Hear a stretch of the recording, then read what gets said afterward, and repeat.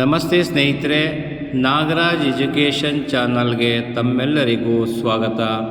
ಇವತ್ತಿನ ಈ ವಿಡಿಯೋದಲ್ಲಿ ಪ್ರಥಮ PUC ಕನ್ನಡ ದ್ವಿತೀಯ ಕಿರು ಪರೀಕ್ಷೆ ಒಂದು ಮಾದರಿ ಪ್ರಶ್ನೆ ಪತ್ರಿಕೆಯನ್ನು ಈ ವಿಡಿಯೋ ಮುಖಾಂತರ ತಮಗೆ ತಲುಪಿಸುವಂತಹ ಪ್ರಯತ್ನವನ್ನು ಮಾಡ್ತಾ ಇದ್ದೇನೆ.